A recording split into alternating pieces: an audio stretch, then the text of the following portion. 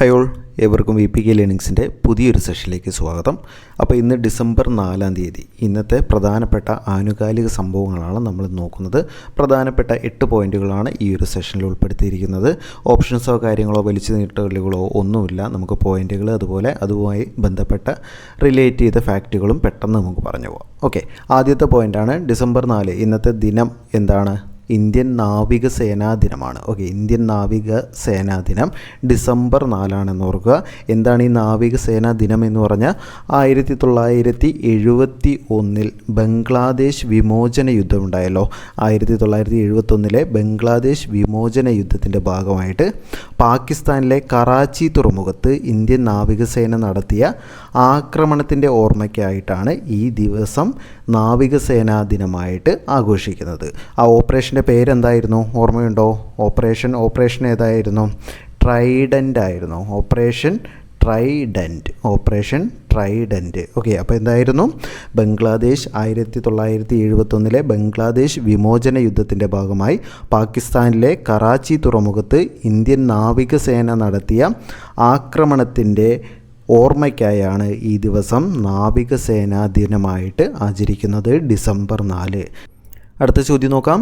ഇന്ത്യയുടെ പ്രതിരോധ മേഖലയ്ക്കായിട്ട് AI as a service എന്ന പേരിൽ ആദ്യമായി തദ്ദേശീയ പ്രതിരോധ കൃത്രിമ ബുദ്ധി സാങ്കേതിക വിദ്യ വികസിപ്പിച്ചെടുത്ത സ്റ്റാർട്ടപ്പ് കമ്പനി ഏതാണ്?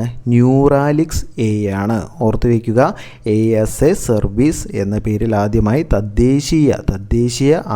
തദ്ദേശീയ പ്രതിരോധ കൃത്രിമ ബുദ്ധി സാങ്കേതിക വിദ്യ വികസിപ്പിച്ചെടുത്ത സ്റ്റാർട്ടപ്പ് കമ്പനിയാണ് ന്യൂറാലിക്സ് AI എന്ന് പറയുന്നത്. ഓക്കെ, അടുത്ത പോയിൻ്റാണ് 6 ഡീസൽ ഇലക്ട്രിക് അന്തർവാഹിനികൾ നിർമ്മിക്കുന്നതിനുള്ള ഇന്ത്യയുടെ പ്രൊജക്റ്റ് ഏതാണ്? Project 75 India. Okay, project 75 India അല്ലെങ്കിൽ പ്രൊജക്റ്റ് 75I എന്നും പറയും. ഓക്കെ, പ്രൊജക്റ്റ് P75I അല്ലെങ്കിൽ പ്രൊജക്റ്റ് 75I, പ്രൊജക്റ്റ് 75 ഇന്ത്യ എന്നൊക്കെ പറയുന്നത് എന്താണ്? 6 ഡീസൽ ഇലക്ട്രിക് അന്തർവാഹിനികൾ നിർമ്മിക്കുന്നതിനായിട്ടുള്ള ഇന്ത്യയുടെ പ്രൊജക്റ്റാണ് പ്രൊജക്റ്റ് 75I എന്ന് പറയുന്നത്. ഓക്കെ, ഇന്ത്യയുടെ പ്രതിരോധ മന്ത്രാലയവുമായിട്ട് അഫിലിയേറ്റ് ചെയ്തിട്ടുള്ള ഒരു സൈനിക ഏറ്റെടുക്കൽ സംരംഭമാണ് ഈ ഒരു ഇന്ത്യൻ നാവികസേനയ്ക്ക് വേണ്ടിയിട്ട് ഈ ഒരു ഡീസൽ ഇലക്ട്രിക് അന്തർവാഹിനികൾ ഉണ്ടാക്കുന്നത്. ഓക്കെ, അപ്പോൾ 1997 ഇത് ആദ്യമായിട്ട് നിലവിൽ വന്നത്. 1997 ഈ ഒരു പ്രൊജക്റ്റ് ആദ്യമായിട്ട് വിഭാവനം ചെയ്യുന്നത്. പക്ഷേ പല കാര്യങ്ങൾ കൊണ്ടും ഇത് നീണ്ടുപോയി. ഇപ്പോൾ ഇപ്പോൾ വീണ്ടും സ്റ്റാർട്ട് ചെയ്തിട്ടുണ്ട്. 2030 ഇത് കംപ്ലീറ്റ് ആയിട്ട് 6 അന്തർവാഹിനികളും നിർമ്മിക്കും എന്നാണ് പറയുന്നത്. അടുത്ത പോയിന്റ് നോക്കാം. വാട്ടർ പോസിറ്റീവ് പദവി നേടിയ ഇന്ത്യയിലെ ആദ്യ വിമാനത്താവളം ഏതാണ്? ഇന്ദിരാഗാന്ധി അന്താരാഷ്ട്ര വിമാനത്താവളമാണ്. ഓക്കെ, ഇമ്പോർട്ടൻ്റ് ആണ്, ഓർത്ത് വയ്ക്കുക. വാട്ടർ പോസിറ്റീവ് പദവി നേടിയ ഇന്ത്യയിലെ ആദ്യ വിമാനത്താവളം ഏതാണ്? ഇന്ദിരാഗാന്ധി അന്താരാഷ്ട്ര വിമാനത്താവളമാണ്. എവിടെയാണ്? ഡൽഹിയിലാണ്. ഓക്കെ, ഡൽഹിയിലാണ് ഇന്ദിരാഗാന്ധി അന്താരാഷ്ട്ര വിമാനത്താവളം സ്ഥിതി ചെയ്യുന്നത് എന്ന് ഓർക്കുക. അപ്പോഴെന്താണ് ഈ വാട്ടർ പോസിറ്റീവ് പദവി എന്ന് പറഞ്ഞാൽ എന്താണ്? അതായത് ഉത്തരവാദിത്വമുള്ള വിഭവ ഉപയോഗം, അതുപോലെ തന്നെ പരിസ്ഥിതി സംരക്ഷണം, വ്യോമയാന അടിസ്ഥാന സൗകര്യങ്ങളുടെ ഭാവി എന്നിവയൊക്കെ ഉൾപ്പെടുത്തിക്കൊണ്ടുള്ള ഒരു പദവിയാണ് വാട്ടർ പോസിറ്റീവ് പദവി എന്ന് പറഞ്ഞിട്ട് ഇപ്പോൾ ഇന്ദിരാഗാന്ധി അന്താരാഷ്ട്ര വിമാനത്താവളത്തിന് ലഭിച്ചിരിക്കുന്നത്. ഓക്കെ, അപ്പോൾ വാട്ടർ പോസിറ്റീവ് പദവി നേടിയ ഇന്ത്യയിലെ ആദ്യ വിമാനത്താവളമാണ് ഡൽഹിയിലെ ഇന്ദിരാഗാന്ധി അന്താരാഷ്ട്ര വിമാനത്താവളം. അടുത്ത പോയിന്റ് നോക്കാം. അടുത്ത പോയിൻ്റാണ് തിരുവനന്തപുരത്ത് നടക്കുന്ന 14ാമത് ഇന്ത്യ മാലിദ്വീപ് സംയുക്ത സൈനിക അഭ്യാസം ഏതാണ്? എക്സസൈസ് എക്കൂവെറിൻ. ഇമ്പോർട്ടൻ്റ് ആണ്, എക്കൂവെറിൻ. ഓക്കെ, അപ്പോൾ എക്കൂവെറിൻ എന്ന് പറയുന്നത് ഏത് സൈനിക അഭ്യാസമാണ്? ഇന്ത്യ മാലിദ്വീപ് സംയുക്ത സൈനികാഭ്യാസമാണ് എക്കൂവെറിൻ എന്ന് പറയുന്നത്. ഇപ്പോൾ നടന്നുകൊണ്ടിരിക്കുന്നത് 14ാമത്തെ എഡിഷനാണ്. ഓക്കെ, അപ്പോൾ ഈ എക്കൂവറിൻ എന്ന് പറഞ്ഞാൽ എന്താണ്? മാലിദ്വീപ് ഭാഷയായ ദിവേഹി, ഓക്കെ, ദിവേഹി ഭാഷയിലെ സുഹൃത്തുക്കൾ എന്നാണ് അർത്ഥം. എക്കൂവറിൻ എന്ന് പറഞ്ഞാൽ സുഹൃത്തുക്കൾ എന്നാണ് അർത്ഥം വരുന്നത്. ഓക്കെ, ഇമ്പോർട്ടൻ്റ് ആണ്. എവിടെയാണ് നടക്കുന്നത്? തിരുവനന്തപുരത്താണ്. ഓക്കെ, നമ്മുടെ കേരളത്തിലെ തിരുവനന്തപുരത്താണ് നടക്കുന്നത്. തിരുവനന്തപുരത്ത് നടക്കുന്ന 14ാമത് ഇന്ത്യ മാലിദ്വീപ് സംയുക്ത സൈനികാഭ്യാസം ഏതാണ്? എക്സസൈസ് എക്കൂവറിൻ. എക്കൂവറിൻ എന്ന് പറഞ്ഞതിൻ്റെ അർത്ഥം എന്താണ്? സുഹൃത്തുക്കൾ. മാലിദ്വീപ് ഭാഷയായ ദിവേഹിയിൽ സുഹൃത്തുക്കൾ എന്നാണ് അർത്ഥം വരുന്നത്. ഓക്കെ, അടുത്ത പോയിന്റ് നോക്കാം നമുക്ക്. രാജ്യത്തിൻ്റെ ഭൂകമ്പ ദുരന്ത സാധ്യതാ ഭൂപടം ബ്യൂറോ ഓഫ് ഇന്ത്യൻ സ്റ്റാൻഡേർഡ്സ് പരിഷ്കരിച്ചപ്പോൾ പുതുതായി ഇതിൽ ഉൾപ്പെടുത്തിയത് ഏതാണ്? ഹിമാലയത്തെയാണ് എന്നോർക്കുക. ഇപ്പോൾ അത് 6ാമത്തെ സോണിലാണ് എന്നോർക്കുക. കേരളമുള്ളത് 2ലും 3ലുമാണ്. ഓക്കെ, ഭീതി കുറഞ്ഞ, ഭീഷണി കുറഞ്ഞ 2ലും 3ലുമാണ് കേരളമുള്ളത് എന്നോർക്കുക.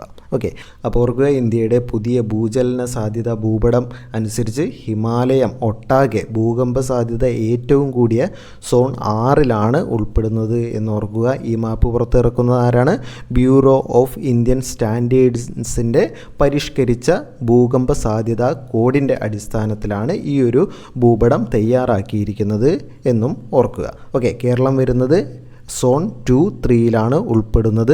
അതുപോലെ തന്നെ ഹിമാലയം മാത്രമല്ല, ഗുജറാത്തിലെ കച്ച് മേഖലയ്ക്കും അതുപോലെ തന്നെ ആൻഡമാൻ നിക്കോബാറിലെ ദ്വീപ് സമൂഹങ്ങളുമൊക്കെ ഈ ഒരു സോൺ 6ൽ ഉൾപ്പെടുന്നവയാണ്. ഓക്കെ, ഇത് തൊട്ട് മുമ്പ് 4, 5 സോണുകളിലായിരുന്നു ഇതെല്ലാം ഉൾപ്പെട്ടിരുന്നത്. ഇപ്പോൾ 6ാമത്തെ സോണിലാണ് ഉൾപ്പെട്ടിരിക്കുന്നത്. അതായത് ഏറ്റവും ഭീഷണിയുള്ള സോണാണ് ഈ ഒരു 6th സോൺ എന്ന് പറയുന്നത്. ഓക്കെ, അപ്പോൾ അടുത്ത പോയിൻ്റ് നമുക്ക് നോക്കാം. പ്രധാനമന്ത്രിയുടെ ഓഫീസ് ഉൾക്കൊള്ളുന്ന പുതിയ കെട്ടിട സമുച്ചയത്തിന് നൽകിയിരിക്കുന്ന പേരെന്താണ്?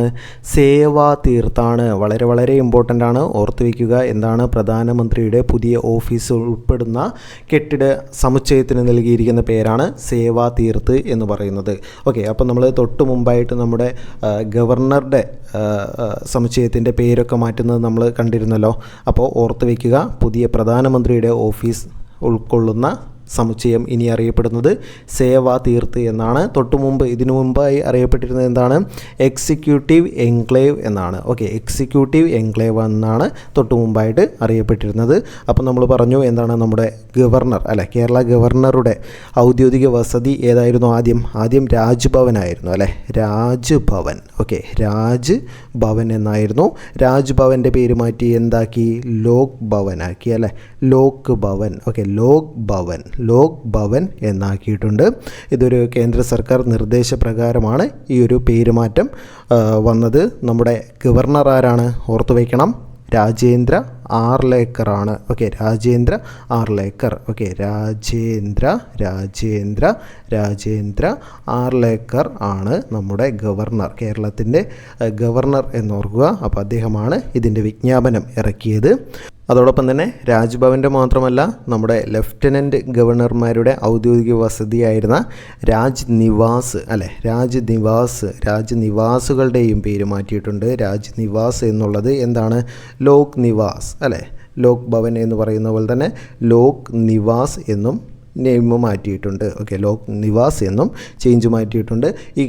ഇപ്പോൾ ഡിസംബർ കഴിഞ്ഞ മാസം നവംബർ 26-നാണ് നവംബർ 26-നാണ് ഇത് നിലവിൽ വന്നത് എന്നോർക്കുക. അപ്പോൾ പ്രധാനമന്ത്രിയുടെ ഓഫീസ് ഉൾക്കൊള്ളുന്ന പുതിയ സമുച്ചയത്തിൻ്റെ പേരെന്താണ്? സേവാ തീർത്ഥാണെന്നോർക്കുക. പഴയ പേര് എക്സിക്യൂട്ടീവ് എൻക്ലേവ്. അതുപോലെ തന്നെ നിങ്ങൾ ഓർത്തു വയ്ക്കേണ്ട ഒരു കാര്യമാണ്, നമ്മുടെ രാഷ്ട്രപതി ഭവൻ മുതൽ ഇന്ത്യ ഗേറ്റ് വരെയുള്ള ആ ഒരു അവന്യൂ ആയിരുന്ന രാജ്പഥിൻ്റെ പേരും മാറ്റിയിട്ടുണ്ട്. എന്തായിരുന്നു? രാജ്പഥ് അല്ലേ, രാജ്പഥിൻ്റെ പേരെന്തായിരുന്നു? രാജ്പഥ്. ഓക്കെ, രാജ്പഥിൻ്റെ പേര് എന്തായിട്ടാണ് മാറ്റിയിരുന്നത്? കർത്തവ്യപഥ്. ഓക്കെ, കർത്തവ്യ പത്ത് എന്നാക്കി മാറ്റിയിരുന്നു അല്ലേ. അപ്പോൾ രാജ്പഥിൻ്റെ പുതിയ പേരെന്താണ്? കർത്തവ്യപഥാണ്. രാജ്ഭവൻ്റെ പേരെന്താണ്? ലോക് ഭവനാണ്. രാജ്നിവാസിൻ്റെ പേര് ലോക് നിവാസാണെന്ന് ഓർക്കുക. എക്സിക്യൂട്ടീവ് എൻക്ലേവിൻ്റെ പുതിയ പേരാണ് സേവാ തീർത്ത് എന്നും ഓർക്കുക. ഇനി കറണ്ട് അഫെയറിൽ നിന്ന് കുറച്ച് പുറകിലേക്ക് പോയ 2016 നമ്മുടെ പ്രധാനമന്ത്രിയുടെ ഔദ്യോഗിക വസതിക്ക് ലോക് കല്യാൺ മാർഗ് എന്ന് പേര് മാറ്റിയിരുന്നു. അത് നിങ്ങൾക്ക് ഓർമ്മയുണ്ടായിരിക്കും എന്ന് കരുതുകയാണ്. ഓക്കെ, നമുക്ക് അടുത്ത പോയിന്റിലേക്ക് പോവാം. ഈ ഒരു ദിവസത്തെ അവസാനത്തെ കറണ്ട് അഫെയർ ആണ്. 2025 ഡിസംബറിൽ അന്തരിച്ച മുൻ ഇംഗ്ലണ്ട് ക്രിക്കറ്റർ ആരാണ്? റോബിൻ സ്മിത്താണ്. ഓക്കെ, റോബിൻ സ്മിത്താണ് 2025 ഡിസംബറിൽ അന്തരിച്ച മുൻ ഇംഗ്ലണ്ട് ക്രിക്കറ്റർ എന്ന് പറയുന്നത്. ഓക്കെ, ഇംഗ്ലീഷ് ക്രിക്കറ്റിലെ ഇതിഹാസ താരമായിരുന്നു ഇദ്ദേഹം. അതുപോലെ തന്നെ ഇദ്ദേഹം ഇംഗ്ലണ്ടിനായിട്ടാണ് കളിച്ചുകൊണ്ടിരുന്നത്. 62 ടെസ്റ്റുകൾ, 62 ടെസ്റ്റുകളും 71 ഏകദിന മത്സരങ്ങളൊക്കെ കളിച്ചൊരു വ്യക്തിയായിരുന്നു. 13ഓളം സെഞ്ചുറി നേടിയിട്ടുണ്ട്. രാജ്യാന്തര ക്രിക്കറ്റിൽ നിന്ന് വിരമിച്ചതിന് ശേഷം ഇദ്ദേഹം കുറച്ചു കാലത്തേക്ക് ലഹരിക്കൊക്കെ അടിമയായിരുന്നു. അതിനെ തുടർന്ന് എന്താ പറയുക, ദീർഘകാലം ഈ ഒരു വിഷാദരോഗം പിടിപെട്ട് അതിനായിട്ട് ചികിത്സയിലൊക്കെ ഇരുന്നൊരു വ്യക്തിയായിരുന്നു. ഇപ്പോൾ അദ്ദേഹം 2025 ഡിസംബറിൽ അന്തരിച്ചു. ഓക്കെ, റോബിൻ സ്മിത്ത് എന്നും ഓർക്കുക. അപ്പോൾ ഇത്രയാണ് കഴിഞ്ഞ ദിവസത്തെ കറണ്ട് അഫെയർ എന്ന് പറയുന്നത്. അപ്പോൾ അടുത്ത ദിവസത്തെ കറണ്ട് അഫെയറുമായിട്ട് നമുക്ക് നാളെ കാണാം. വീഡിയോ ഇഷ്ടപ്പെട്ടെങ്കിൽ ഒന്ന് ലൈക്ക് ചെയ്യുക, ചാനലൊന്ന് സബ്സ്ക്രൈബ് ചെയ്യുക, നിങ്ങളുടെ സുഹൃത്തുക്കൾ കൂടി ഒന്ന് ഷെയർ ചെയ്ത് കൊടുക്കുക. താങ്ക്